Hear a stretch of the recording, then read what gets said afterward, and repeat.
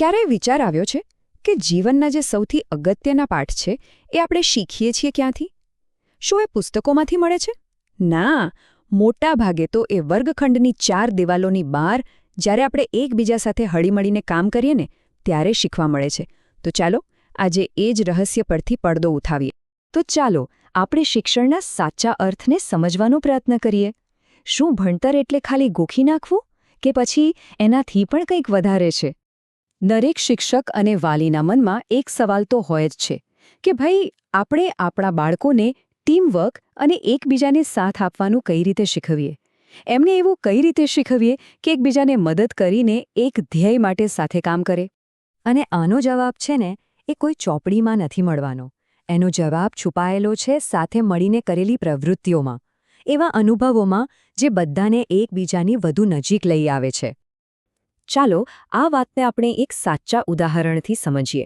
એક એવા ક્લાસરૂમમાં જઈએ જ્યાં ભણતર ખરેખર જીવંત થઈ રહ્યું છે.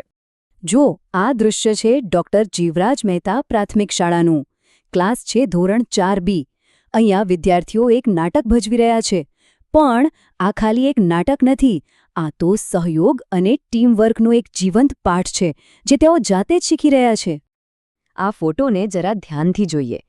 એક સ્ટુડન્ટ એક્ટિંગ કરી રહ્યો છે, કેટલાક સાથીઓ પોતાના વારાની રાહ જોઈ રહ્યા છે અને બાકીનો આખો ક્લાસ ઓડિયન્સ બનીને એમને પ્રોત્સાહન આપી રહ્યો છે. મતલબ અહીં કોઈ નવરું નથી બેઠું, દરેક જણ આ ટીમનો એક ખૂબ જ જરૂરી ભાગ છે. તો સવાલ એ થાય કે આ પ્રવૃત્તિ પાછળ કઈ શિક્ષણ પદ્ધતિ કામ કરે છે?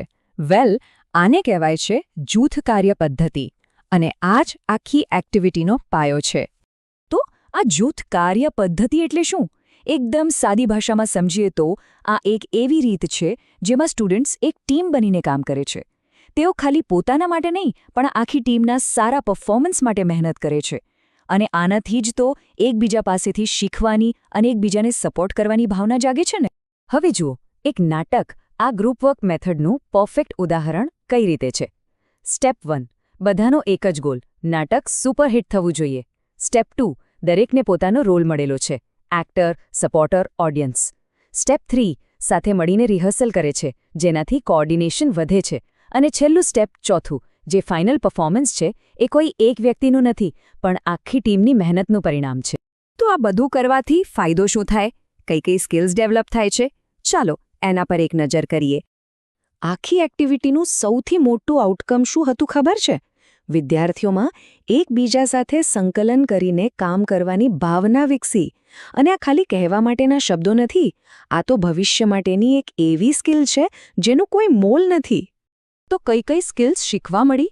ટીમવર્ક એટલે કે સામૂહિક કાર્ય, કોઓર્ડિનેશન એટલે કે સંકલન, એકબીજાની જવાબદારી લેવી, એકબીજાને સપોર્ટ કરવો, અને હા, બીજા શું કહે છે એ ધ્યાનથી સાંભળવો. આ બધા જ તો લાઈફના સૌથી ઇમ્પોર્ટન્ટ લેસન્સ છે.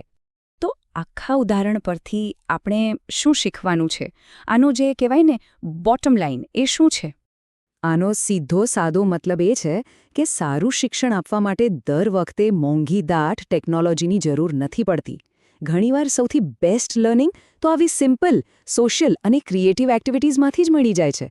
બરાબર એ જ રીતે જે આપણે આ ક્લાસરૂમમાં જોયું. અને છેલ્લે એક સવાલ જે વિચારવા જેવો છે.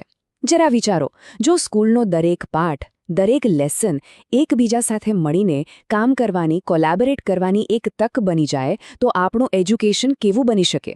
બસ આ જ વિચાર સાથે આજની ચર્ચા અહીં જ પૂરી કરીએ.